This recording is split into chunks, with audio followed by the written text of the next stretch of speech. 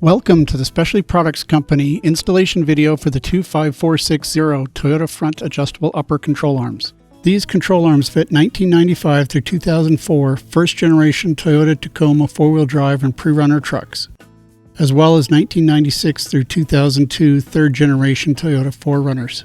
Also available are the 25425 and 25430 replacement camber kits for the lower control arm adjustment positions and the 40915 press tool for removing frozen OE adjusters. Many IFS Toyota trucks run out of OE adjustment when lift kits are installed. When these trucks are lifted, the angle of the upper control arm mounts cause the upper ball joint to move not only down, but forward as well.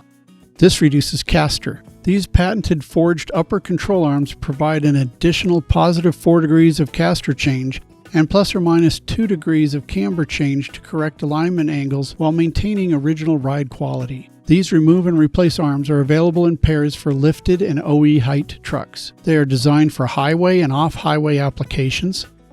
The offset of the ball joint when combined with the sliding star plate allows for these caster and camber adjustments. The ball joints are greasable and have more articulation than OE ball joints and many uni-ball joints. Traditional bushings have been replaced with isolated X-axis joints for more precise control. These joints do not create binding during suspension travel. Stay tuned for a tech tip to increase clearance behind the front wheels.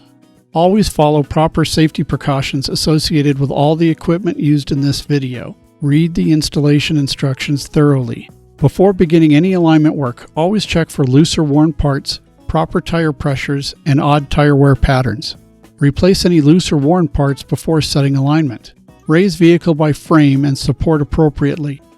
Remove front tire and wheel assemblies. Remove front and rear splash shields. Loosen the nut on the long upper control arm to frame mounting bolt.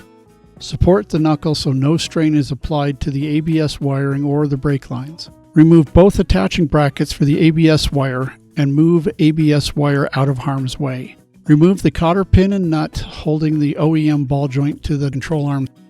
Using 37985 or similar tool, break the taper between the ball joint stud and the control arm.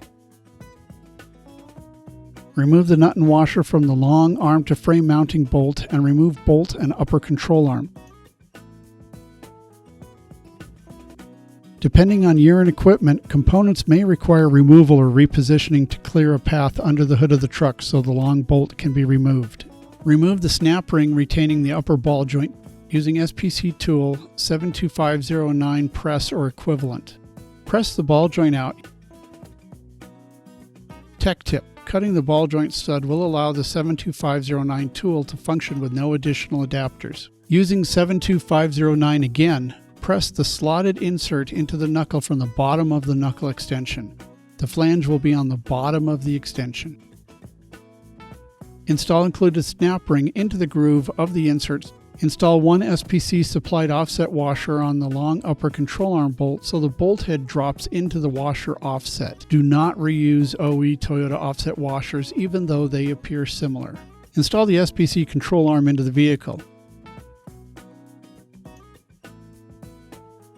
After the bolt is fully in place and the second offset washer is installed, install nut and torque to manufacturer's specification. The arm will pivot freely on both X-axis joints, so there is no need to lower the truck to normal ride height before torquing.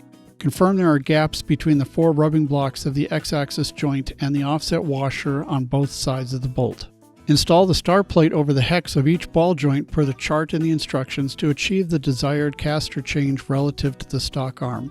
For most trucks with 2 to 3 inches of lift, setting D should return caster to factory specifications, but it may be necessary to use different positions on each side to achieve any desired cross caster setting. Insert the ball joint up through the bottom of the arm, indexing the star plate into the machine slot, and then install the top washer and nut. Position the joint in the middle of the slot and lightly tighten nut for initial alignment readings. Tech tip: if the procedure to increase rear fender well clearance is going to be used, set the ball joint plate to position E and lightly tighten the joint at the outside of the slot of the control arm.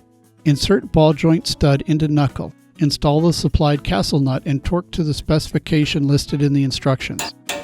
If needed, tighten to the next castle nut slot until the supplied cotter pin can be installed. Grease the joint using high molybdenum disulfide content grease. See instructions or website FAQ for specifications. Reattach ABS wiring brackets.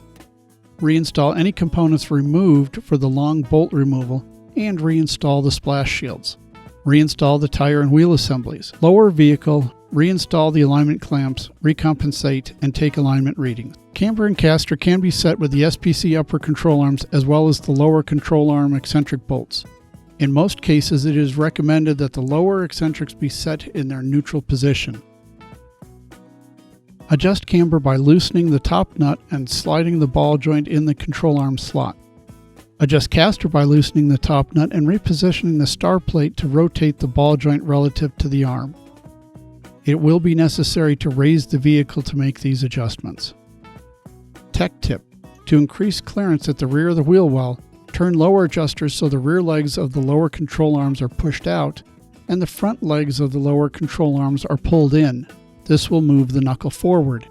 Shifting the lower ball joint forward will greatly increase caster, which is why the E ball joint star plate position should be used on the SPC upper arm.